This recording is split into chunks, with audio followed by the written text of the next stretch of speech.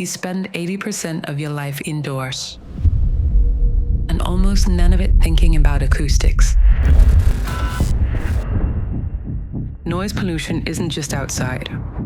It's in your home, your office, your child's classroom, even the hospital. 1 in 5 Europeans live with harmful noise.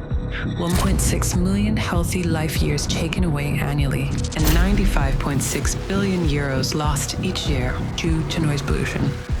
So, where does this leave you? 30% increase in stress hormones, 68 work days wasted every single year, 1 year of learning lost in school, 30% longer recovery time in hospitals.